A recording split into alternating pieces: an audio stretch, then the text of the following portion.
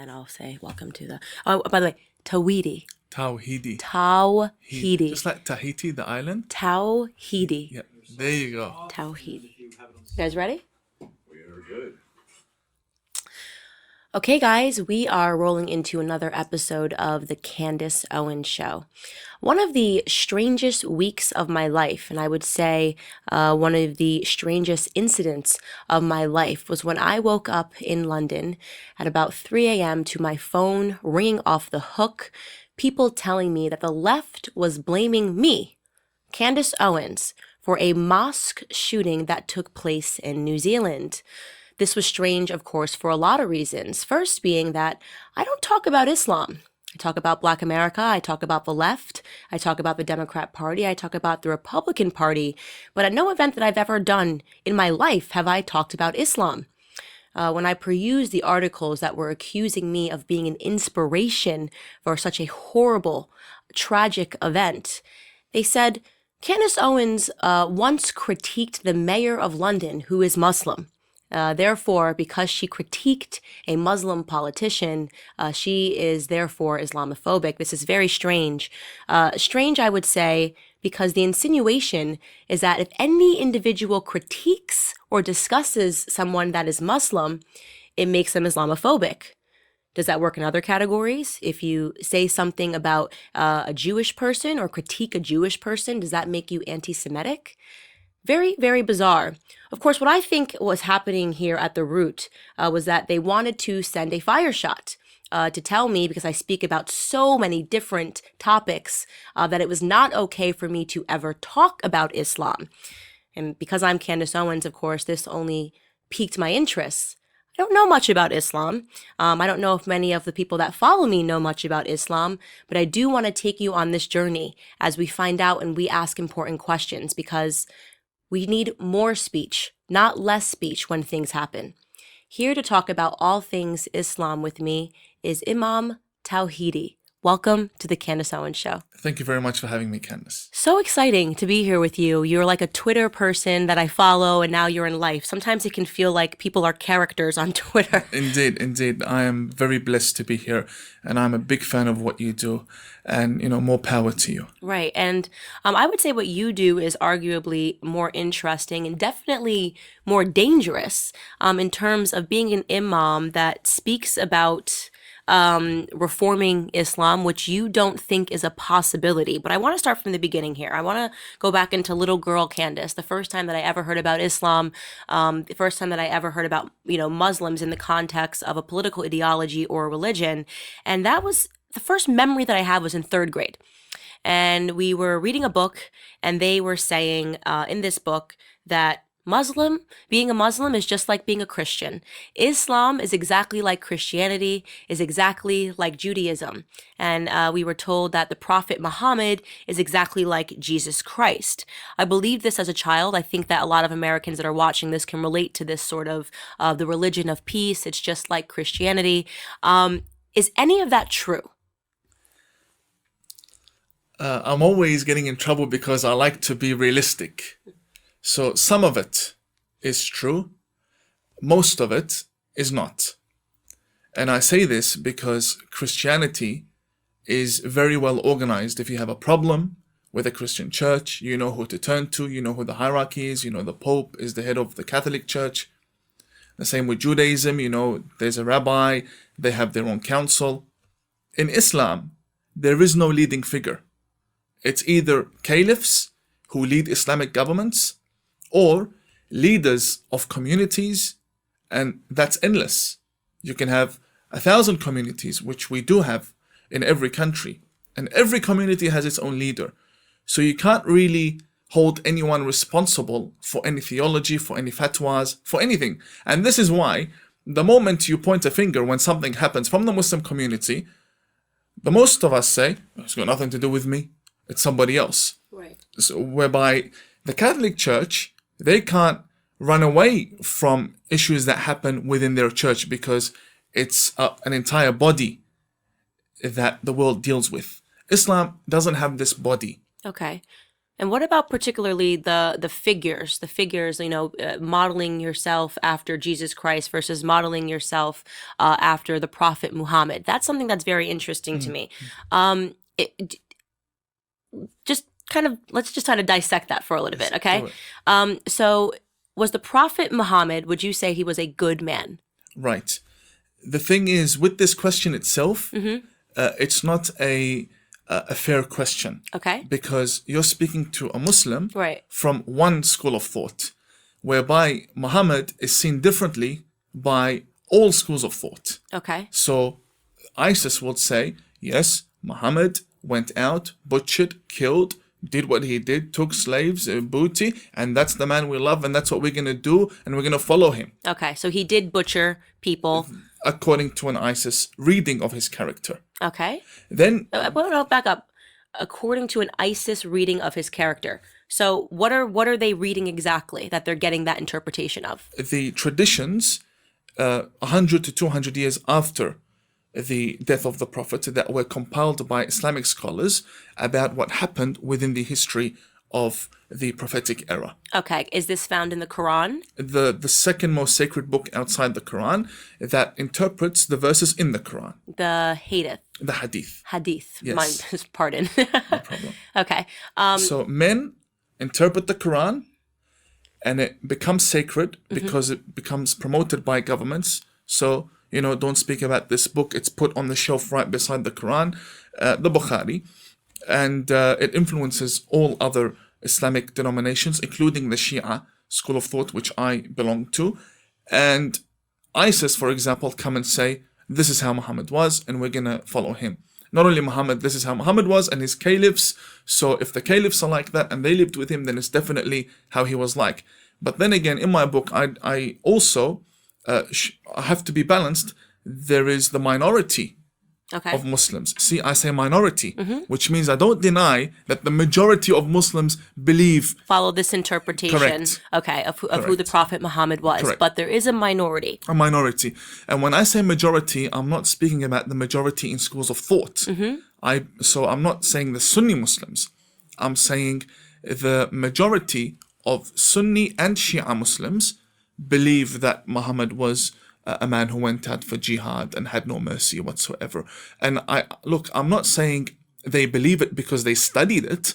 I'm just saying they revere books that hold these traditions. So an average Muslim, if you question them on the street and you say, is it true that Muhammad was a terrorist? They'll say, no. But in their own books, which they don't read because language barriers or they haven't been taught or only the Imam quotes it in Friday prayers, those books do teach, such as Bukhari, that Muhammad was a man who was violent. Right. He was violent. He killed people. He raped people. And what you're telling me is that the majority, there is a minority, which we're going to get to in a second, but the majority of people who follow this understand that. Not necessarily understand it, but they revere books. Okay. So just like how Christianity and Judaism, they have their holy books. Not everybody reads the entire book. Not everybody. But even those who memorize it, they just, like parrots, they repeat the words. They don't know what it's really saying. Okay. So yes, there is a reading of Prophet Muhammad, which is the most promoted one. The majority of people believe in. That is not a good reading. It's a violent one. Okay. Then we have to give right to the minority. Okay. Because the minority, they also have a voice. Why only focus on the extremists? Because they have more money, so they can print more, they can get into government, they are more powerful, so their brand gets more attention. But the minority also deserve to be heard, and the minority believe that Prophet Muhammad was only continuing what Jesus had come with, what Moses had come with. And yes, there were times of conflict, but it was in self-defense. And that's their reading of the Prophet Muhammad. Okay. Someone like me, I'm a social reformist, not a reformist in religion. I focus on changing the Muslim society, the Muslim mentality, because I see it is not only capable of being changed, it is already changing. And I can give you countries, the UAE, Oman, Kuwait, where Americans and British love to work there and live there and honeymoon there. And it's a Muslim country where they build synagogues and temples and churches. So a Muslim society can change. A Muslim religion can never change. Very So interesting. I say, if we have two sources, both authentic, both dating back to the same era, both reliable, why do you follow the violent one? Right. Why not follow the peaceful reading? Well, okay, so you're saying there is a minority of people that read this peacefully, but you are acknowledging that even under that interpretation, the Prophet Muhammad, there was in fact violence, right? So just to go back to my earlier question, it isn't fair to compare the historical figures of Jesus Christ No. and the Prophet No, no, Muhammad no. because Jesus didn't slaughter anybody. It's not right to compare, in my opinion, Whether in self-defense or not, Jesus not- never killed anybody.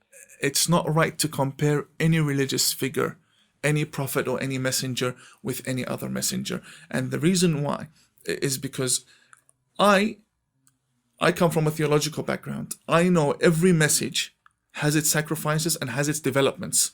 And developments, it's a nice word, but it means wars, and it means battles, and it means exile, and it means fighting, and it means struggle and striving and conquering. Every religion throughout the history of time has had that, whether it be from the founder or his family members or companions. Okay. So it's not right to compare figures. Jesus in Islam is very, very revered, very sacred. Mary, the mother of Jesus, is considered the mistress of the universe, one of the mistresses of the universe. So she's very dear to Muslims, but why do they get killed and blown up in Easter? Sri Lanka, 300 people blown up, 700 injured. So there are contradictions with texts and applying them within the Muslim individual. Right. But there isn't. So, and I think the reason why I'm saying that is because throughout our education system, these figures are always compared. And I'm not sure that that's fair, right? So what they're saying to Christians is, you know, if you don't view the Prophet Muhammad like you view Jesus Christ, it's because you're Islamophobic. And that seems really bizarre to me when factually speaking, we have two entirely different individuals. And one that is admittedly violent under any interpretation of Islam. You have to acknowledge that there was violence. Not any. Well, most. you said once it was he in the minority community. Right. They acknowledge that there was violence, but they view that violence as defensive. Is that correct? No, there's a big difference between battles and violence. Battles and war in the Arabian Peninsula is completely different from terrorism. Let's not mix these together. Okay. I have a problem with terrorism. Right. I don't have a problem when I read history and see there are two tribes who both are strong and powerful, want to go and settle it through violence. Okay. So I don't like war at all. Right. I don't like violence. But when I read history 1,400 years ago, and two tribes wanted to fight. Right.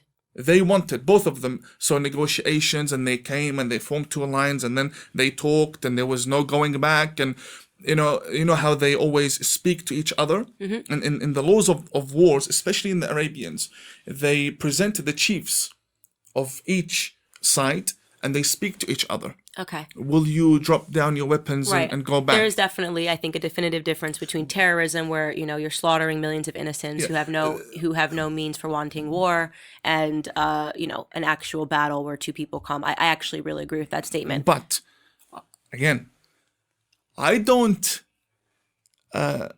deny that there were massacres, even through the minority reading. I don't deny that, and I condemn it. But at the end of the day, I have one reading that has 10 massacres. And it says this happened in history. Right. It was part, again, the development of religion. It's already developed. And this happened in history. And it does not mean that you go out now and do it. Right. The majority, such as Bukhari and so on, they don't put a limit to their jihad. They don't put a limit to their struggle against the disbelievers and spreading the word of Allah. Well, so here's the thing too. Here's another thing that I want to talk about. The differences between the Bible and the Quran. That's another thing that seems to be conflated throughout the Western education system, whereas the Quran is just the Muslim Bible. This is what people are told. Is that true? I'm going to put the ball firmly in your court. The Bible and the Quran, they head in different directions, and I will tell you why. Firstly, the Muslims today all of them view the Bible that the Christians have as a book that was distorted. Okay. It's not the real Bible according to the majority of them. I believe it is the real Bible because of the council that was formed, and the verses were clearly filtered, and they said what we have today is the word of God. So the Muslims believe that no, the real Bible was changed. And every now and then there's one Bible in Turkey, one Bible here. The point is, Muslims, we like the Bible that says the word Ahmed, that says the word Muhammad, or a man will come after me, because then we establish the prophecy of Prophet Muhammad. Do you see where I'm going? Right. So that Bible is okay. All the new ones, it's like bias confirmation. The mosque has a problem with, and they don't wish to recognize. Now, one of the strongest arguments against Islam is that the Quran has taken a lot from the Bible and a lot from the Torah. So to say that they're completely different is not very accurate. That's why I don't say that. Mm-hmm. The Quran has a lot of similarities with the Bible. And that's one of the main arguments against Islam, that you guys didn't bring anything new, right? But I don't believe that. I believe that because it's one God, it's an Abrahamic religion, the Torah will have similar teachings in the Bible, and the Bible will have will find similarities with it in the Quran. These religions all have similarities with each other. Islam takes from Judaism, all normal. But Islam and Judaism, you can't put in the same sentence, right? So there is, and you can totally correct me if I'm wrong, but there is sort of this undercurrent of anti-Semitism that is almost written into the DNA of the textbooks. You can't put Muslims and Jews in the same sentence. Correct. And you cannot remove Islam from Judaism. Judaism is the foundation. The Kaaba, you know, the black cube that the Muslims pray to in Mecca and circulate around, Mm-hmm. the Kaaba was built by Abraham. Right. Abraham is a Jewish prophet. Mm-hmm. So where does this, I guess what I'm trying to ask is that I think it would be fair to say that there is hostility between Muslims and Jews. Is that a fair statement to make? more than hostility, there's war. Yeah, okay, great. I want to try to hear carefully so I don't get myself in There's too much war. trouble. So where does that come from? Because from my understanding, it's in the textbooks that Islamics follow, right? It's in the textbooks that they should be hostile towards Jews. Is that correct?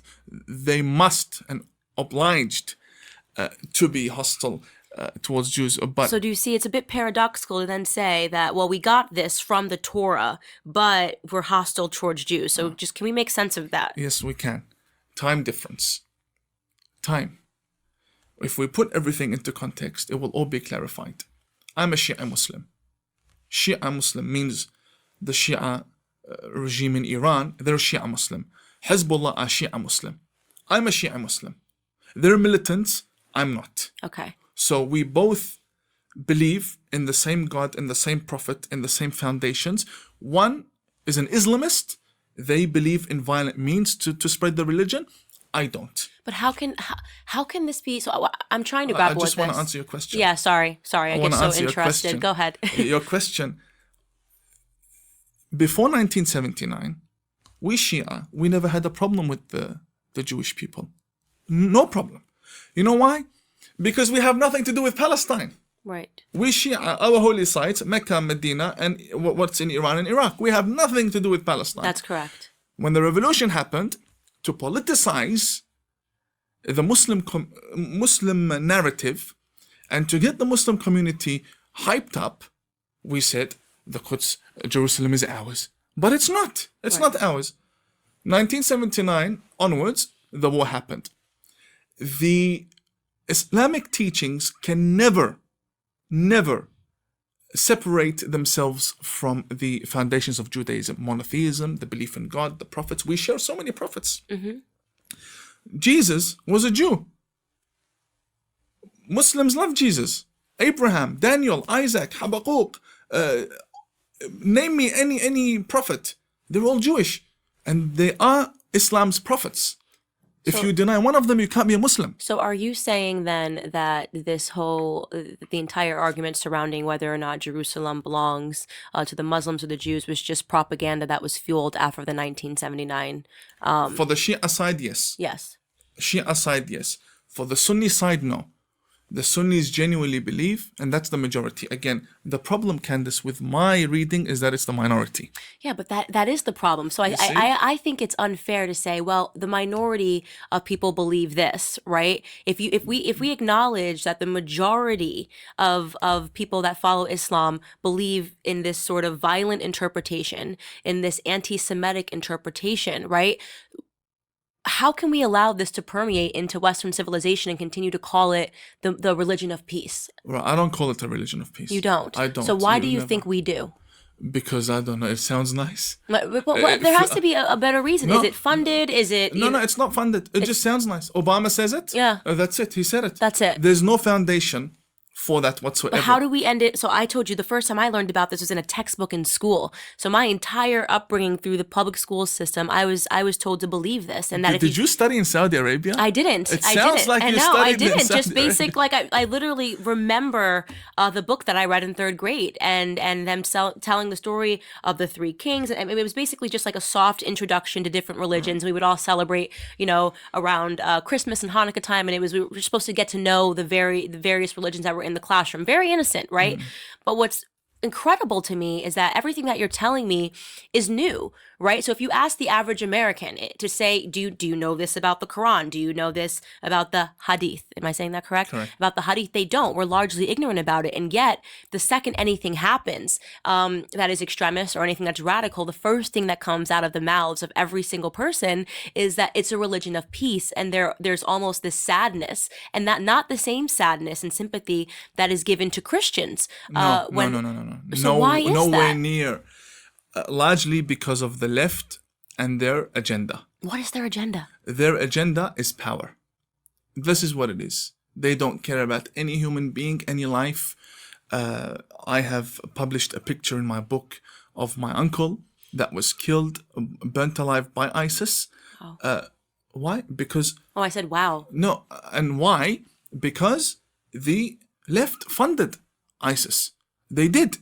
And they've always done. The global movement of the leftists, the elite left, not only Hillary and Obama, the elite left have always been supportive of rebels to bring down governments and put their own socialist, globalist movements. That is true. That is Now, 100% true. They want power. Right. And whenever something happens, the left and the extremists, and we have to speak about their unity, the left and the extremists unite to bring down characters.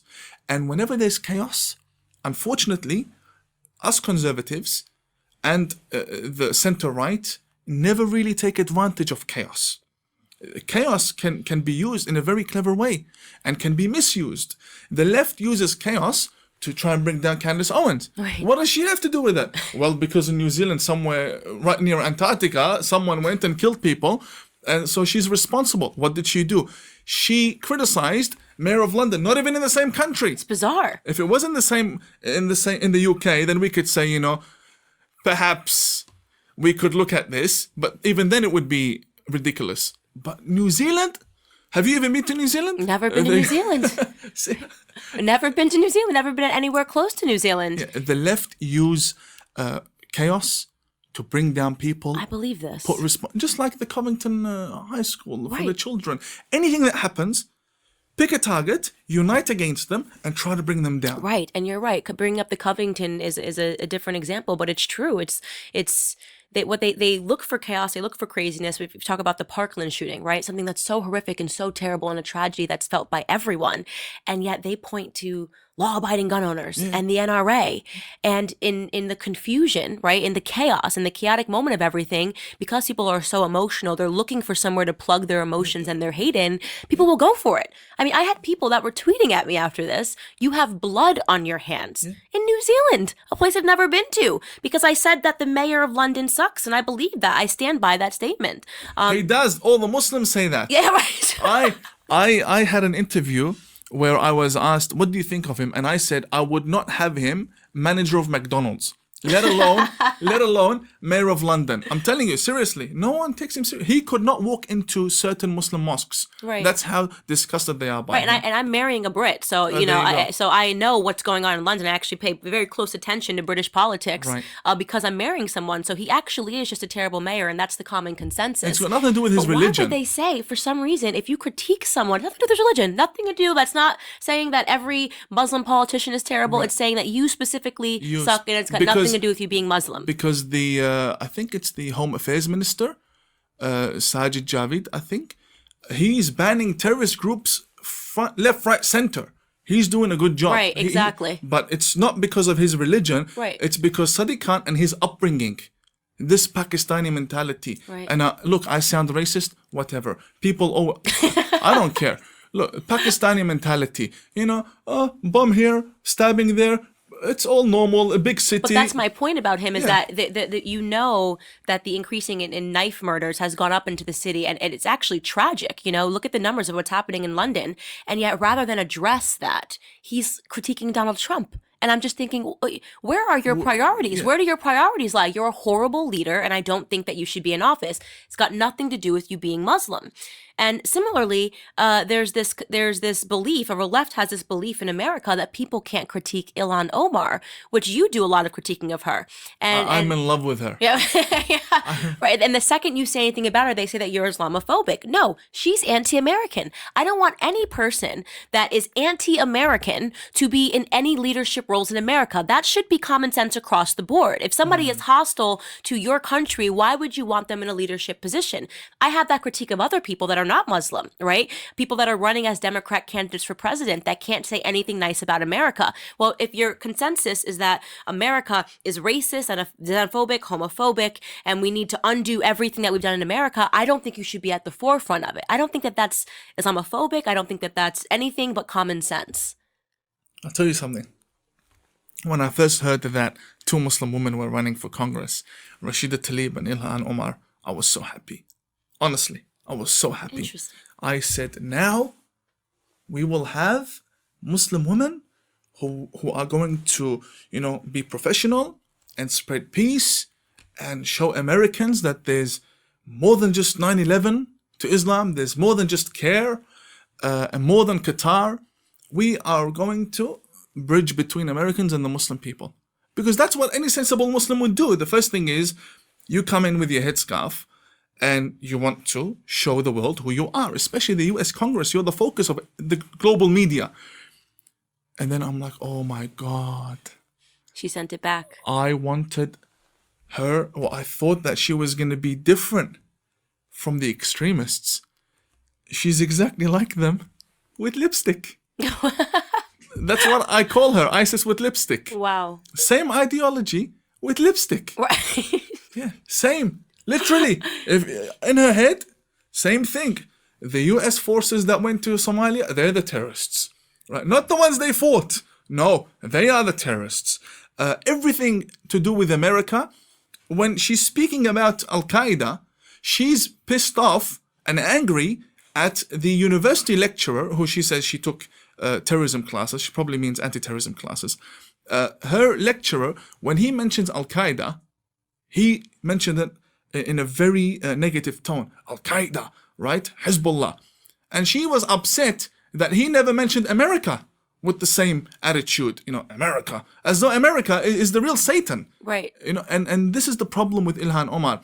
Ilhan Omar is, well, not just Ilhan, all of the Islamists, they are using democracy, but they don't believe in democracy. Of course they don't. Of course they don't believe in democracy. Even the reformists who tell you we don't like ISIS because we believe in democracy, that is a delusion. It's not right. Right. Because a Muslim has to believe in what the Quran says, and the Quran says you have to rule and judge only by the word of God. There's no separation of mosque and state in Islam.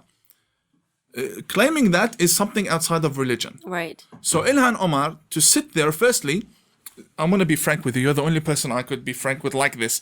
Firstly, she shouldn't be outside of her house without her husband's permission or her dad's permission. And this issue needs to be shown to the Muslim community that I, the father of Ilhan, allowed my daughter to leave the house every single day or whenever she wants.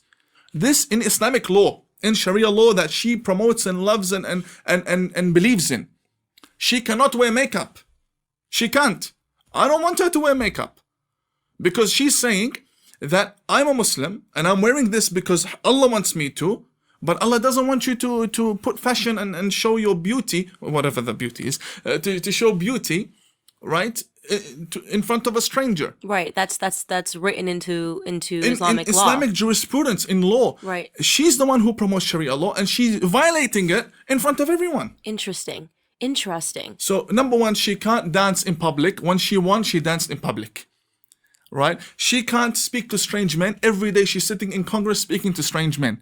All of these laws are violating Sharia law. I don't believe in Sharia law. Right. I want all women wear makeup, dress however you want to dress, run for office, have equal rights, whatever. I'm for that. But don't come and tell me I believe in Sharia law and therefore you have to respect me and then violate Sharia law. And when I point the finger, you call me Islamophobe. Right. So let's actually talk a little bit about Sharia law, because I don't think a lot of my listeners know too much about it. And I know that when we try to have a conversation about it, it gets censored and people, like you said, call people Islamophobic. What is Sharia law? Sharia law is the jurisprudence of Islam. Okay. And what are some of the components of Sharia law? You talked about not wearing makeup. Well, there are many chapters. Right. In theology, there is an entire chapter as to how to deal with people who believe in God, who don't believe in God, what are the laws. And then we have jurisprudence, the individual beliefs, how to pray, how not to pray, how to purify yourself, how to wash, how to sleep. All these. Is murder a component of Sharia law? Well, there's an entire chapter on murder. Murder is condemned in Sharia law, but it depends on who. Non-believers. Non-believers, again, there's another... it's all categories. What type of non-believer? Is it acceptable to murder a non-believer under Sharia law? Just like that? No. No. Not as simple as that. Well, how complex does it get?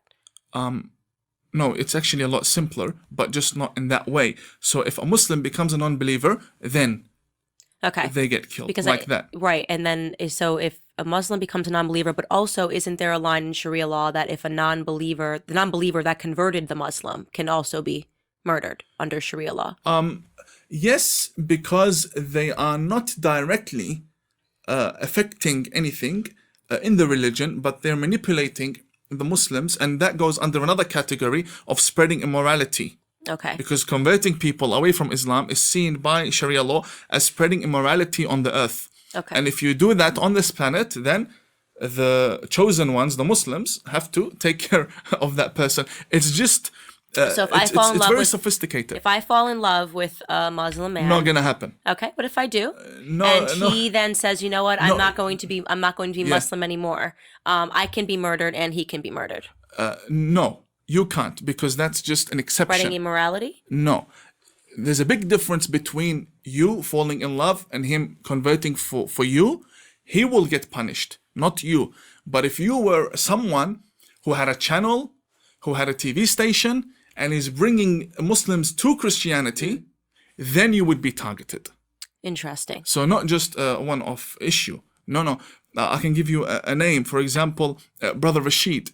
I don't know if you've heard of Brother Rashid. Brother Rashid, he is a Muslim who left Islam, became Christian. And he has a channel, and he had a program called Su'al Jari, Daring Questions. And he comes from a very well-informed background. Not just any Muslim. No, he really studied Islam and he left. He is targeted day and night by extremists. Okay. Why? Because he's dragging Muslims away. Okay, so to me, that obviously is a very clear differentiation between this religion and any other religion, because I can convert from Christianity to Catholicism to Judaism. There's no fear. You can just move and change a million times, and there's no fear. There's no rule. There's there's nothing bad that's going to happen to me for those conversions. And that's very important for people to understand. But same with Islam. If you converted to Islam, there's no problem. To, but not out, right? No. Yeah, converting into, easy, converting out of. And by the way, just for your viewers, I'm not here promoting Sharia law. I'm just No, explaining. we're just talking about it. We're talking about Yeah. what you they do not, believe. You do not believe in Sharia law, so I want to make that super clear to everybody that's please. listening. And I'm so happy that you're so willing to talk about this, because Americans need to know this. Western society needs to know this, and I think I don't know what the impetus is behind there being so many lies and an unwillingness to discuss the religion, but that actually scares me, because as I say, you need more speech, right? So if we don't understand something, we can talk about it. There should be nothing that's above intellectual debate. And with this birth of anti-Americans in our holding congressional seats, with Ilhan Omar and with Rashida Tlaib, and look, outside of Muslim, with Alexandria Ocasio-Cortez even, they view Americans as cancerous. I really do genuinely believe that they hate America. And to see these people gather platforms and to see people following them and then being told that you can't critique them lest you're sexist, lest you're Islamophobic. It's funny they call me Islamophobic. I look like Osama bin Laden a little bit, don't I? Don't I? A little bit. Yeah, with my white turban on. Right. I could go as his brother. I could probably trick someone to tell him I'm his brother. Exactly. And they call me Islamophobic. Well, it's okay. They call me a white supremacist, so I don't really have that look going for me. But nothing's off limits to the left. It's just a complete lunacy. So you have stated that you believe that Islam will never be reformed. I want you to talk about that. Never, ever can it be reformed. Firstly, who was the first figure to rise to try and reform Islam? His name was Hussein, the grandson of Muhammad. Hussein, the son of the daughter of Prophet Muhammad. 50 years after the death of Muhammad, saw the caliphs conquer and butcher and kill, take over the geographic regions of 53 countries today. And he came out and he said, I would like to reform the religion of my grandfather. And he was alive at the time of the Prophet. And he was a young boy. And he saw the corruption. You know what happened to him, Candace? Guess what happened to him? I'm going to go with murder. Okay. Let me show you what type of murder. Firstly, they surrounded him and 73 of his family members and companions. All of them beheaded. Who? The Muslims did it. Not the Christians, not the Jews, the Muslims did it. And all you need to do is search Imam Hussein and read about it. In my book, there's a whole chapter. They butchered him, they killed him, then they sliced his body into bits and pieces. 70,000 soldiers came versus 72 men and women. And then they took the women hostage from Karbala, Iraq, to Syria, walking. Why? Because he wanted to reform the religion. Wow. He wanted to rise against the violent caliphs. And to them, this was a righteous killing. Of course, Under they the said, interpretation. kill this infidel. Right. Infidels. Right. Kill this, the son of Muhammad, the grandson. In Arabic tradition, the grandson is the son. So they say, kill him. So if the grandson of the Prophet couldn't reform one fatwa, couldn't reform one mosque, couldn't reform one violent teaching, and they butchered him, you think me, 1,400 years later, come from Australia, you think I'm going to reform the religion? Or do you think someone sitting in Arizona can reform Mecca? This is nonsense. Do you worry about your safety? Of course I worry. You worry about your safety? I have a scar over here, look. A scar from all the attacks. My book, I've written about the struggles, my home being raided, my car being vandalized with machetes. I get punched in the face. All you have to do, Tawhidi attacked on Google. They come out. Look, Islam can never, ever, ever be reformed. Muslim individuals can. Islam as a religion cannot. Because, very logically, religion, according to Muslims, is the word of God. It came from God. No Muslim will leave what they believe to be the word of God and follow the word of Imam Tawhidi or the word of man. That's man-made. Right. Excuse me, that's man-made. And if it's man-made, then it's not what God wants. They want what is God's law, not what could be God's law. Two different issues. You're telling someone to completely convert. Reform is a conversion. Might as well go become a Jew or a Christian.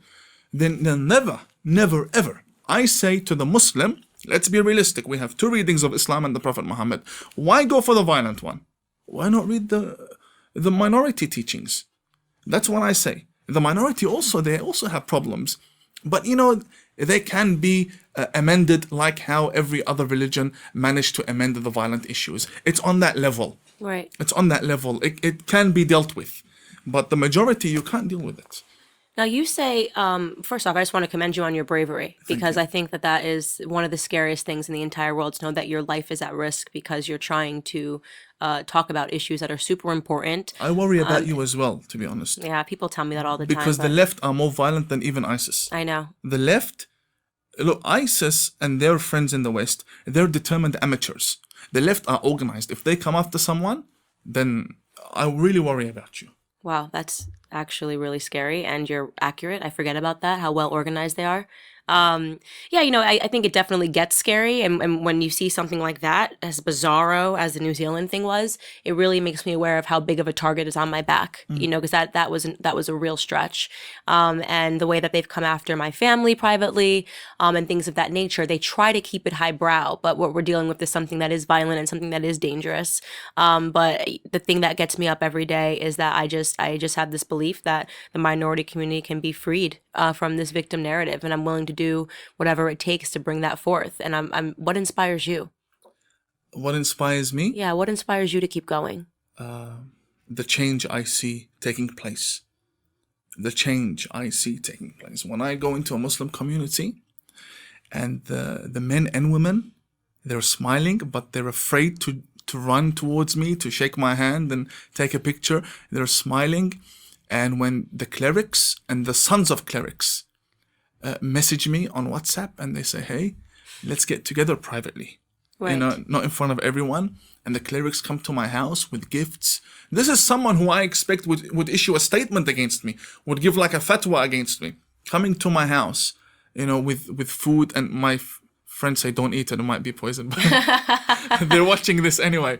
But no, they're very nice people, but they're afraid of the majority of Muslims. So when I see this in my community, I become encouraged. Also, the bridges that I'm building with the Jewish community, with the Christian community, this keeps me going. Of course, my transition wasn't as easy as many people would think. I had to go through a very lonely and quiet and long period of my time where I had to somehow detach myself away from the indoctrination of the clerics and the training and everything, even at times, because I was trained to shoot, and at times when I go to the shooting range, I remember when I was a young boy how I would hold it, and these things, they bring back memories. Who trained you to shoot? When I was in Iran.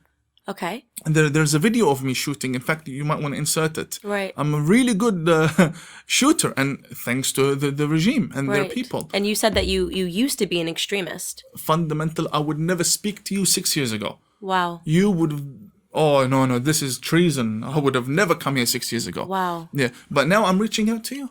Yeah, there's something there is a weird parallel between you and I, in the sense that, like, I used to be a leftist or a liberal, and yet I have this awakening, and now I feel like it's incumbent upon me to deliver this message to my community, despite all the attacks that I go through every single day, because there is something bigger, and I'm encouraged by the same stuff that you say you're encouraged by, which is just, I see so many other Black Americans, getting inspired and coming out and doing these things, and yes, I'm aware that I'm at risk, but I also feel that it's now or never. And we have to bring the world forward. We have to have these conversations, and we have to, get Black Americans off of this sinking victim ship. And I'm actually very encouraged to hear that you're kind of going through the same thing, and you kind of started. Obviously there's extreme differences here, but you did talk to me a little about before we got live. You said that you used to be an extremist, and you were married, and you got divorced, and you take full credit for the divorce because of your extreme views. Can you tell me a little bit about that? Yes, I was married to a wonderful woman who was raised in a fundamentalist society, and she had all of these teachings of wearing a full burqa, not even ninja, full black. Wow. And came from a prominent family, and I was the ideal husband, an extremist who spoke many languages, traveled the world preaching fundamentalist Islam, and then all of a sudden he's taking pictures with rabbis, he's taking pictures with bishops, female politicians. That's you can't explain it. That's a court case in Sharia law. A picture with a rabbi, you've waged war against God in a fundamentalist sense. And you're dealing with the people who are impure, the killers and murderers of prophets, and all these nonsensical terms. So it was best for me to move on, because I saw the path I was going in. She wasn't willing to join. Wonderful woman. I wish her all the best. But this happened in Iraq. It was never in the West. Otherwise, she would have seen how much freedom there is in the West and so on. So it's very hard. Also, her family had a lot of influence on her. But that's completely. It's fine, but it also helped me grow as a person. And it's funny because one of the talents that I now have is I can identify. I used to identify my wife amongst 200 burqas. 200 burqa women. That's impressive. I could spot my wife, and they all dressed the same. And it took. I got told off many times. We meet. The mosque has two separate areas, men and women, and then we meet outside. And then there's a lady standing outside that looks like my wife, and I go up to her and I'm like, "So what did your dad say? Get lost. Get lost. Don't come near me. Have some shame." Oh, not my wife. Next one. Then we made a deal that she had to wear a green band around her wrist so I can identify. Gloves. Nothing. Black gloves. I can't see it. So that's interesting even in and of itself, because one of the things that the left tries to do is to pretend that I always say this, they pretend to be progressive, but the things that they advocate for are regressive. So the left pretends to be the party of inclusivity, the party of freedom, the party of moving the world forward, right? And there's something that is completely contradictory about the left, who claims to put feminism on a pedestal, right? Freedom for women, at the same time that they uplift voices like Linda Sarsour, who believes in Sharia law, right? Women have to be covered from head to toe. Men and women must be separate. How do these two ideologies come together? And obviously, we're talking about intersectionality here. And you're talking about a former extremist. Let me tell you who we used to vote for. The left. Wow. I dare anyone to point out an Islamic radical that votes Republican. Wow. They all vote Democrat. Yeah. And not only that, when the shooting happened in New Zealand, some Democrats here wanted to visit the Muslims. None of them visited the good, moderate minority. They all went to the giant, glamorous, extremist mosques. Now, why do radical Islamic extremists support leftist politicians? Because the left think they're smart. They think they're smart. You know why? Because they think by getting the vote, they're smart. The leftist mentality, and I used to be a staunch leftist in my voting, in my politics, in my community, always welcome the Greens and Labour in Australia. Never the Liberals or the Conservatives. So the leftists, their whole aim in life, everything, their policy, their politics, their funding, everything, Soros, agenda, their whole ideology is get more votes. Right. Be it through illegal immigration, be it through shutting down, impeachment, whatever. Chaos. The point is, they need more votes. That's their whole agenda. The extremists, they know all what this guy wants is votes.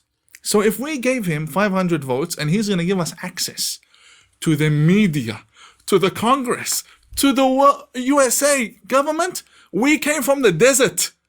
This guy wants just 500 votes from people who don't even know what they're talking about. Right. Just second box, this name. Vote for this name.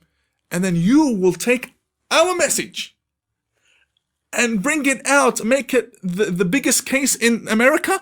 Come, we'll give you all the votes. Wow. Point is, take our clerics and make them the voice. So it's almost as if the extremists are looking big picture and the leftists are just looking at one thing, which is, can I have votes? Can I get into power? And they don't understand what exactly it is that they're feeling. The left thinks 4-year, 8-year. Wow. That's the term they think in. 4-year term, 8-year term.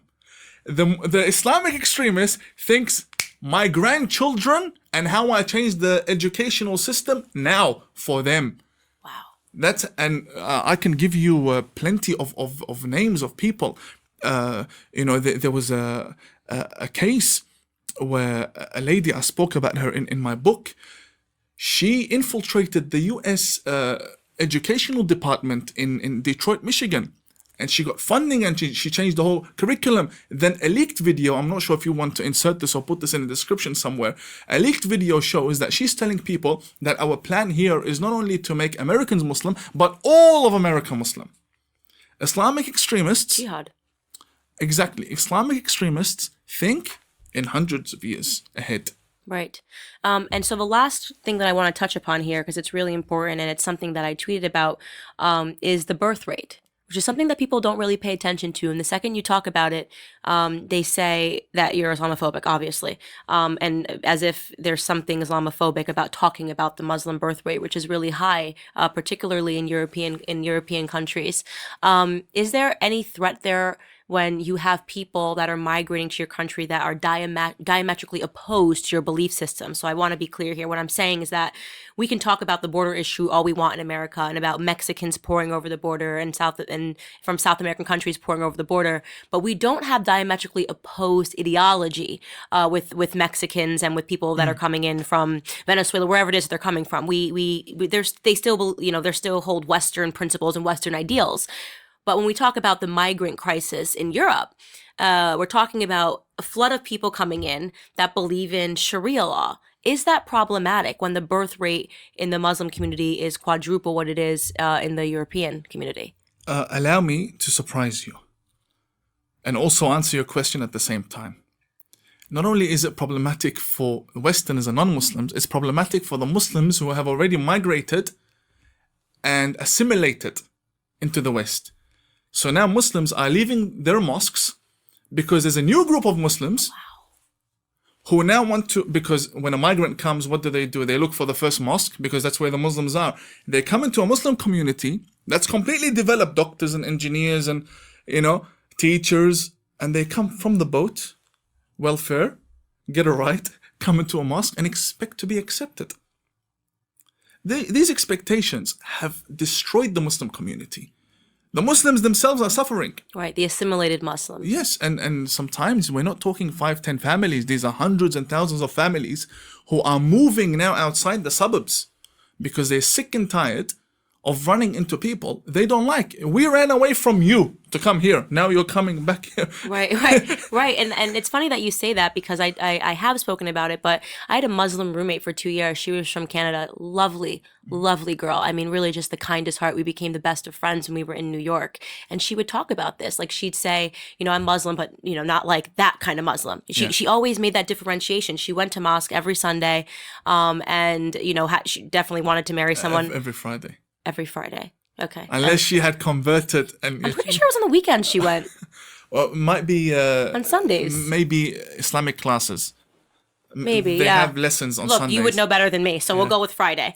She'd go every Friday, and what it showed me is that she had never been to the Middle East. She grew up born in Canada, grew up in Canada, and she would always be in her language. She would be cautionary and say, not like that kind of Muslim, which is really interesting because you're almost hitting at that there is sort of this war, not a cultural war, if you will, going out, that when you have this flood of migrants who are coming from these territories and living in a different way, and there are people that have assimilated and there are Muslims that have assimilated, it does sort of disrupt even within in the Muslim community. It's starting all over again. Right. When the Muslims first came, the assimilated ones now, when they first came to the West, there was a struggle of who are you? Why do you look different? Why do you dress different? Why are you doing this? Why are you doing that? Be like this. And then the second, third generation came, and now they're on the same page with the rest of the kids in the classroom, the people at work. All of a sudden, a new wave comes, and it's starting all over again. And this time, there's technology, there's YouTube, there's Twitter.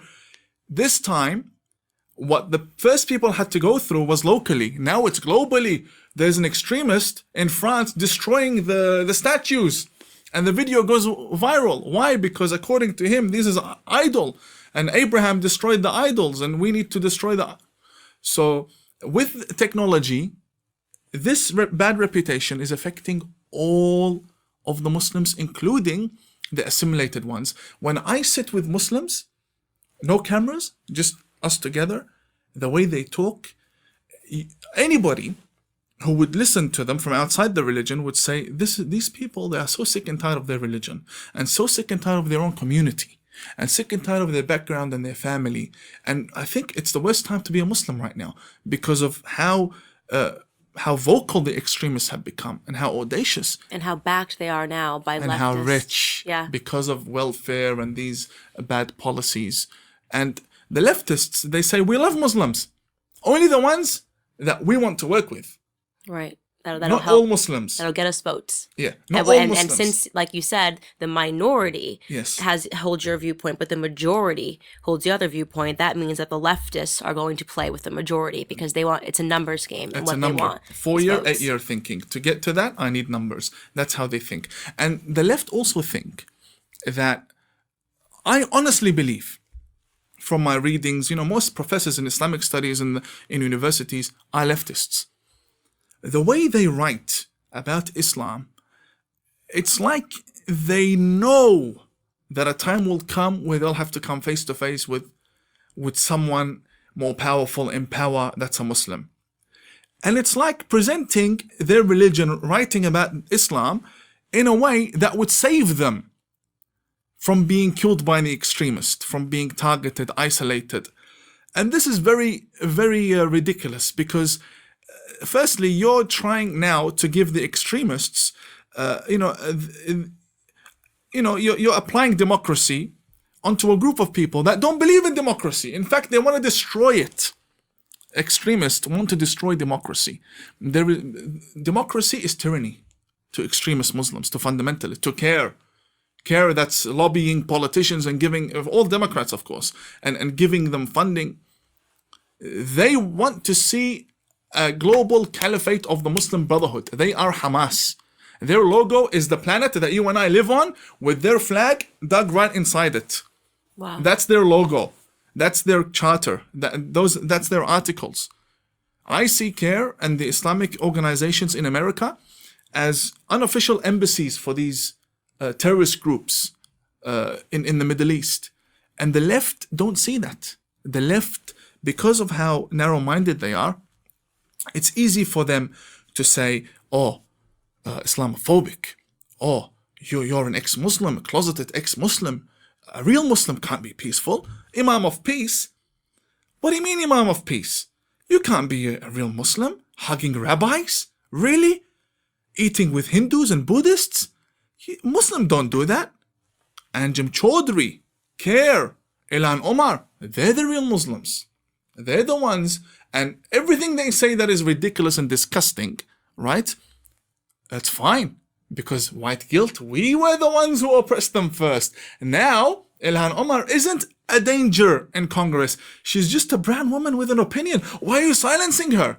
The way they think is completely upside down. Right. And Ilhan knows that. They will think themselves right into oppression. Right into oppression. And when they bring Ilhan Omar on TV or Rashida Tlaib as to why are you creating chaos? Why are you attacking America, American values? Or because of my color?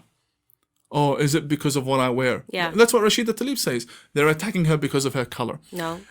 Then again, David Duke comes out to say rally behind Ilhan Omar, who is the #1 guy against the black community, the KKK. He's promoting Ilhan. If the left don't wake up now that David Duke is coming up publicly telling them that, we really need to get behind Ilhan Omar. She knows what she's doing, pushing this agenda.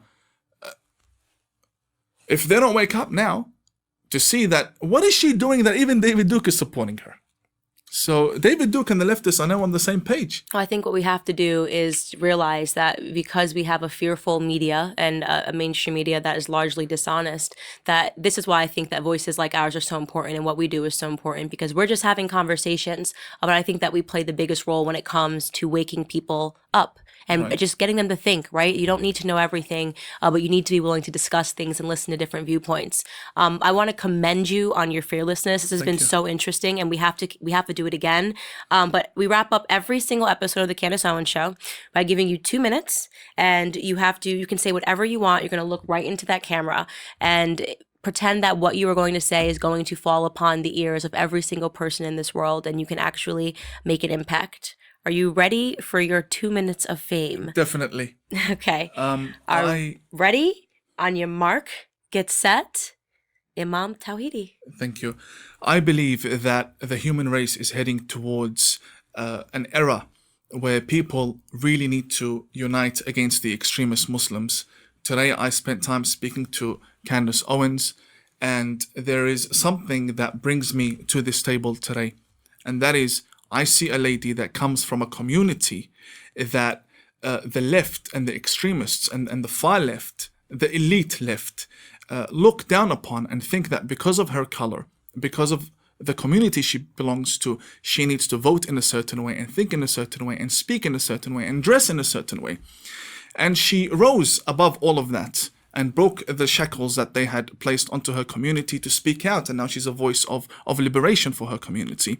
I believe that Muslims can do the same. The left has always been a big part of terrorism in the Middle East, sponsoring their wars and sponsoring rebels. I believe if they also say to themselves that instead of me doing what the left want us to do, what the elite left expect from us to say, and how to vote, then we should also rise against the extremists and unite. Unite with the rest of humanity, be it Jews, Christians, atheists, Buddhists, whatever. Unite against the threat that is really damaging our Western societies. Candace, I thank you very much for having me on your show. It's so wonderful. God bless you. Really, I'm so excited to read this. This is like, Thank you guys for watching the latest episode of the Candace Owens Show. I hope you guys enjoyed the conversation as much as I did. As many of you guys already know, PragerU is a 501c3 nonprofit organization, which means we need your help to keep all of our content free to the public. Please consider making a tax-deductible donation today. I would really appreciate your time.